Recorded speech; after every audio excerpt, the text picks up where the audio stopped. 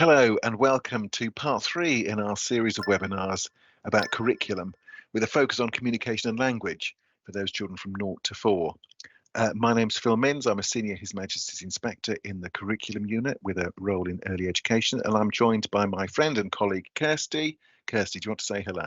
Hello, everybody. Yeah, I'm Kirsty Godfrey, Senior His Majesty's Inspector, and also working in the curriculum unit with a focus on early education, just like Phil. So we're both here today to take you through this session. Yeah, we are Kirsty and Phil, but not looking at houses. We're looking at language and No knocking communication in the down early years. walls. Yeah, although who knows what will happen in the next 15 minutes. So in this session, we're going to be looking at the ways that children make progress through knowing more and remembering more. We purposefully started by exploring the curriculum in our previous webinars before now, and now we're moving on to looking at progress. And why is that? Well, it's because without the curriculum, there's no real way that we can talk about progress. Progress really means moving through the curriculum or gaining the knowledge that's in the curriculum. You know, the curriculum as that progression model, taking children step by step from where they are to where you need them to be. So that's the sort of model that we would use when we're looking at children's progress.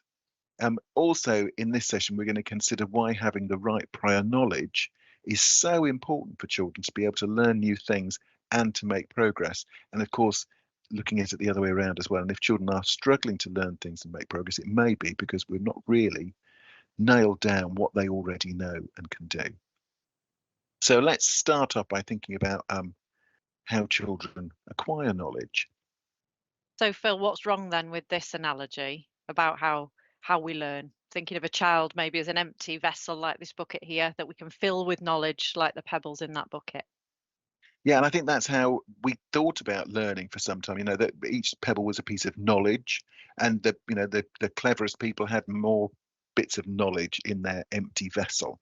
But actually, this idea of filling an empty vessel isn't a good analogy for how we learn. Knowledge doesn't sit as isolated, independent pieces of information separate from each other. We can only learn new knowledge by making connections between what we already know and that new knowledge that we're doing. It's why we spend so much time in the early years looking at similarities and differences, because that's actually a lot of how we learn and how knowledge works for us. So this picture is actually a better analogy for how we hold knowledge in our minds. It would be seen as, we'd call it schema, so interconnected schema of knowledge. So people make links between what they already know and then acquire new knowledge. You know, the children who know a lot about dinosaurs will automatically find it easier than children who don't know a lot about dinosaurs if they're going on to other big carnivores and learning about other sort of predators and other animals like that, because they can think, oh, it's like those things that I already know. This is why it's so important to know children's starting points before you can move them forward in their learning. When we learn, we need to make new information meaningful by relating it in some way to what we already know. It's that, oh, this is sort of what I know about over here. The more useful knowledge a child knows, the more they can learn. In a way, we talk about knowledge being sticky. You know, the more you know, the more you can know, because you've got more places you can hook it into and secure it. You know, you might look out of your window today, see a car, a brand new sort of car that you've never ever seen in your life before, but you know it's a car, because whether you like it or not, you have got so much knowledge of cars that immediately it fits in. That knowledge is sticky. It immediately fits into what you already know. So, Phil, there's some implications there then, aren't there, for the Yeah. curriculum? Because this really means that we've got to make some careful curriculum decisions to ensure that children learn really useful knowledge and also that they make those useful connections which build on what they already know and that they don't develop misunderstandings.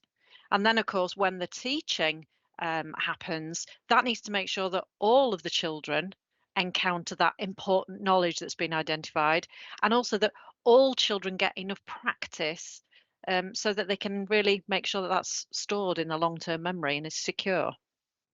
Yeah, and it's perhaps just worth reminding people that when we talk about knowledge, we're not talking about facts and figures as such. We're talking about any sort of piece of information that you need to know or understand to do something else. So you can have knowledge. You know, you can know what the number one is or means, but you can also have knowledge of how to put your coat on, or how to jump with your 2 feet together. They're all different pieces of knowledge. We use knowledge as a quite a broad term. But then we sort of move on from that to think about what it means for children to have made progress or to have learned. And that's why this definition from cognitive science is helpful when we think about learning and progression, because the definition here that says learning is defined as an alteration in long-term memory. If nothing's been altered in long-term memory, nothing's been learned. That's really helpful when we think about, making progress. Sorry, go on, Kirsty. No, I was just thinking that so it's not enough then to just have an effective curriculum and cover it, because actually that might not make sure that all children learn the knowledge that they need. So it's really important to make sure that we're giving children enough practice in those pieces of knowledge that are important, because that's what's going to help to secure and embed that knowledge. So it might be said that progress is knowing more and remembering more, and therefore being able to do more in the curriculum. Yeah, and the practice is crucial, isn't it? And we've got to remember that practice is sort of revisiting in a way to really consolidate that learning. If we think back to the children we talked about I think in the first one of these sessions that we did, where we talked about those children who know so many more words than another child. The reason they know them more is because they've been able to practice their understanding of them, because they've heard them over and over and over again in the context. So that practice has really firmed it up. And Kirsty has a good thing that she says, where we're not worried about practice making perfect. That's not what we've got to think about. It's about practice making permanent, because that's what we need children to do. They need to have this secure knowledge, because otherwise there's a danger that they could reinforce misconceptions and misunderstandings. As an example, on inspection, sometimes we'll see pupils in Key Stage 1 and 2 who don't have a comfortable pen grip, and that can cause them lots of problems, stops them from being able to write easily. And if they hadn't been helped with that earlier on, then it just becomes a difficulty for them that gets in the way of some of the work that they need to do. Equally, sometimes we'll see children who struggle with comprehension when they get into Key Stage 2 when they're reading. But of course, comprehension is actually a language and communication skill, understanding the words that you're using and you hear other people use. So that also can slow down children's later progress if you don't really focus on those sort of issues of comprehension earlier on. And I'm aware we just mentioned writing there, and of course that formal teaching of writing wouldn't normally sort of start until reception. But so what are the implications for children who are wanting to write earlier than that? Because there will be some, won't there? Yeah, definitely. I mean, although we don't need to begin the formal teaching of writing until reception, if children are showing an interest in writing before that time, it would be sensible for practitioners to intervene and show a child how to hold a pen comfortably. I mean, that holding a pen comfortably is the same as holding a paintbrush comfortably and some other things, isn't it? And it might be worth, showing children how to accurately form a letter if they're trying to write it, so that avoids bad habits being created later on. But it's not necessarily something that we would expect to see all the time for all children before they get into reception. But intervening at the right point, it would help those, Yeah, misconceptions from becoming exactly. embedded. Yeah. Exactly. Okay, so let's just have a look at these two pictures, and hopefully they'll make sense as we go along. They're trying to illustrate that we learn different knowledge in different ways, or we learn different things in different ways. We learn some things in a clear step-by-step way, like the Jenga block. The Jenga tower represents a sort of hierarchical knowledge where you've got to build on those firm foundations, and you can only learn things in a set sequence. For example, when children are doing phonics in school or when they're learning their numbers, you'd start with the number one, and when they've got that firmly, then you move on. Whereas other things are more cumulative, and that's the other picture there, is sort of a healthy diet. We want to eat 5 a day, but the 5 that you eat might be different from the 5 that I eat, might be different from the 5 that Kirsty eats. It doesn't matter. We're still all getting our healthy diet because we're accumulating. And that's with some knowledge, you accumulate it in that way. There isn't a set hierarchy. So, for example, vocabulary, there is no set hierarchy that says that you can't use the word Tyrannosaurus Rex until you've used the word dog. That's not how it works. That's just accumulating a good, broad language and vocabulary to help them understand the world around them. And of course, thinking about knowledge then in this way, that helps us to think about how children learn and remember this knowledge as well, because that hierarchical knowledge is going to need a lot more direct instruction and carefully crafted practice. Whereas with the cumulative knowledge, because the order's not as critical, there's more choices, aren't there, for leaders to make? But that ambition, there's still got to be the ambition in the content, so that that they pick up the right sorts of words that are going to be really useful moving forwards, and that it helps them to make links with prior learning. And leaders we know also might rely in early years on some of the routines and the environment to deliver some of the more cumulative elements of the areas of learning. And we're going to see an example of this now in a film clip. Yep. So just before we start the film, we're just it's sort of a little bit of a health warning. This isn't the idea of this film isn't that we're showing you what is excellent practice or what Ofsted want to see. It's just an illustration. It's an example for you to look at. In this example, we'll see how one provider chooses to teach communication and language in a cumulative way through the use of routine activities to expose children to rich language. This sort of activity that we're seeing in this film forms a regular part of children's experience at the setting. Yeah, I mean, well, it'll be interesting for people, I think, that while they're watching the film, to just think about how the curriculum is helping children to develop that communication and language.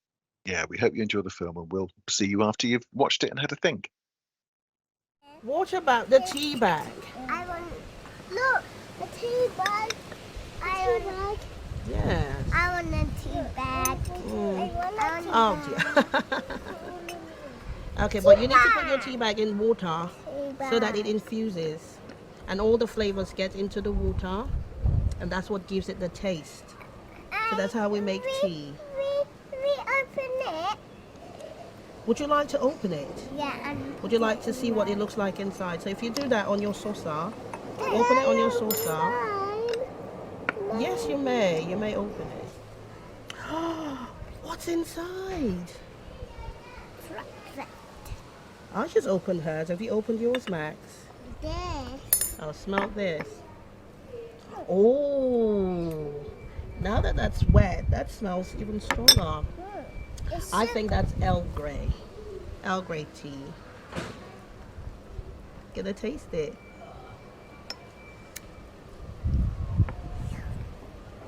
What does that taste like, Aisha? This is on it. I did that kind of. Oh, you don't like the taste. It's all right. Sometimes when we mix things up, we might not like the taste.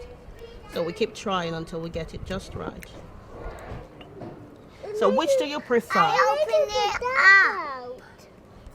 What's in your teacup, Max? I don't know. Look closely. What does that look like? Melon. Yes. It's melon. It's a lemon. So that's the lemon and that's the lime. They're very different, aren't they? So I hope you enjoyed watching that film. There's some really lovely stuff going on in there. A few things just to think about. Right at the beginning, it was nice when the little girl, I think, said, I open it, because she wanted to open the tea bag. And a few nice things happened at the same time. The adult there, the practitioner, was able to recast that back. Oh, you'd like to open the tea bag. So she was able to recast it so that child is developing her understanding of more complicated structures, but it wasn't that the child wasn't expected to say it back or repeat it or anything. It was just a nice bit of recasting. And also you could tell in there that the focus of this activity, the adult was really clear, was on communication and language. So anything that happened in this session that developed those children's communication and language was useful. It wasn't about, this lesson wasn't about tea bags, was it? It was about this session wasn't about tea bags. It was about children practicing their communication and language and exploring new words and new ways of putting things together. Kirsty, what did you think? What did you like? Oh, I liked the ambition of the vocabulary that she used. I mean, Earl Grey tea and infused. I mean, it's Yeah. probably not a word that she wanted to particularly teach and make sure every child understood. But actually, there's no harm, is there, in in immersing children in that really rich vocabulary, because even if at this point it goes over their head, when they come across that again in the future, it may well make sense. And actually she did give a bit of a definition as well. So just that, if that's the routine in this setting, then you can see that will be really beneficial to building children's vocabulary over time. And I know you mentioned the recasting. I love the bit at the end where they were trying to say lemon, and of course it said melon, and then the other child corrected and went, "No, it's melon," and also said it inaccurately. But how sensitively recasted was that by the adult in just not telling them that they were wrong, because that would really sort of damage the confidence and not make them want to have a go. She just said, "Yes, it's a lemon." And so that was just a really positive way of managing that. It really illustrated, didn't it, how that practitioner understood that children were learning those words over a long period of time, and that they just need to keep coming back to them to practice their understanding of them. It wasn't that in this lesson those children were going to learn these 3 words, because that's not really how we learn words, is it? We learn them by, as young children, experience them over and over again. Yes, so you'll see the stuff on the slide here. These points on the slide are just some of the examples and some of the things that you might have considered in addition to those things that Kirsty and I were just talking about. Now, we're coming towards the end of this session, but before we do, we want to just talk about the dangers of missing knowledge. In this picture, the Jenga tower illustrates what happens when there's not been careful curricular sequencing, or there hasn't been enough attention to ensuring that new learning is held in the long-term memory. Jenga, you'll know Jenga, you build that tower. If you've got gaps in the bottom, it's going to wobble and eventually it will fall over. Those gaps will come back, even though they're low down, they'll be the thing that makes the tower fall over. And we know that children can keep progressing through the early years and into school, but gaps in their prior knowledge make subsequent learning increasingly more difficult. We can see this in phonics, where learning is building sequentially over time, but gaps in knowledge of language might also affect people's ability to comprehend what they read and their ability to understand new materials in all subjects. And I think it's worth remembering as well that we can often see the impact of the early years curriculum when pupils are actually much older. It could be Key Stage 1 or even beyond. So as an example, if pupils are struggling with something like pen grip or letter formation when they're in Key Stage 1, it may well actually point to weaknesses in the early years curriculum, and the fact that knowledge wasn't either taught or reinforced sufficiently to really embed that at that right time and give children the foundations that would help them with the next steps of their learning. Definitely. The other things that we see quite often are with older children in primary school are perhaps gaps in their number, their real calculations and their understanding of things like place value. And as I said earlier on, their understanding of words as well, their comprehension is sometimes something that you can take back to that focus from the early years. Anyway, we hope you found this webinar useful. We'll be back in part 4, which will be the last in this series of 4 webinars. And in that one, we'll look at how we look at communication and language on inspection. We hope you've enjoyed it. So thanks very much for listening.